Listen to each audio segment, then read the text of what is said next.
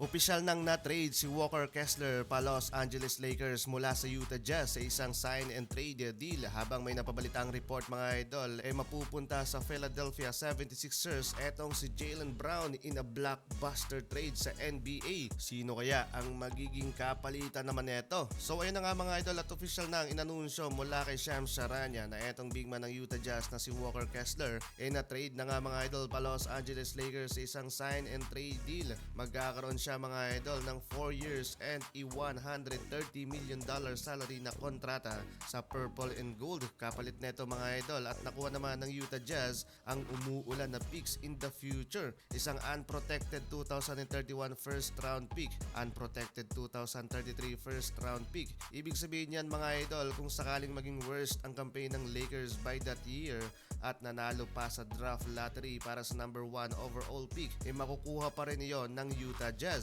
Meron pa yang kasamang 2028 first round pick swap at 2030 first round pick swap. Malaking addition mga idol etong si Kessler para sa Purple and Gold dahil isa siya sa pinaka-dominant na rim protector and shot blocker ngayon sa liga. Noong 2024 and 25 NBA season, ang huling full healthy season niya sa Jazz, nakapag-average nga siya doon ng 11.1 points, 12.2 rebounds, 1.7 assists, and 2.4 block shot per game, at may mataas na field goal percentage of 68.1% sa loob ng 74 games. Plus batang-bata pa ito mga idol, edad 24 years old, at maaari siyang maging long-term starting center ng Lakers. Malakas sa rebound department at mahusay din sa pick and roll. Inaasahan siya ang magiging pangunahing sentro at magiging fit sa sistema kasama ang core player ng kupunan. Pero sa opinion ko mga idol, medyo risky yung ginawang hakbang dito ng Los Angeles Lakers.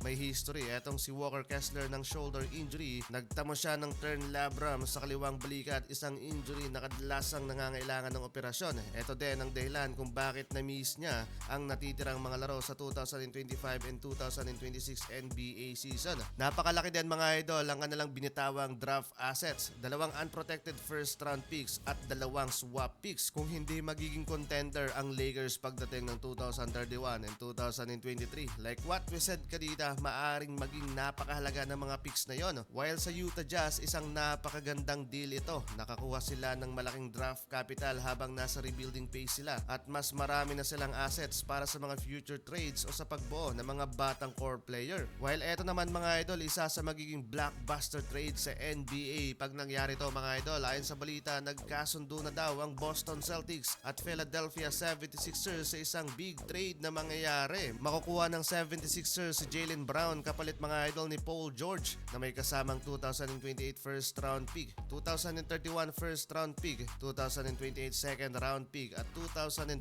second round pick. Napakalaki na magiging improvement ng wing position nila with Jaylen Brown. Eto ang projected core nila: Joel Embiid, Tyrese Maxey and VJ Edgecomb. Ayon sa ulat mga idol, gusto ng Boston Celtics na magkaroon ng maraming draft assets para sa future at magkaroon ng salary flexibility at idagdag si Paul George bilang kapalit habang may mga future picks pa silang nakukuha. Panalo daw mga idol ang 76ers sa trade nito, while hati naman ang opinion sa naging kapalit na natanggap ng Boston Celtics.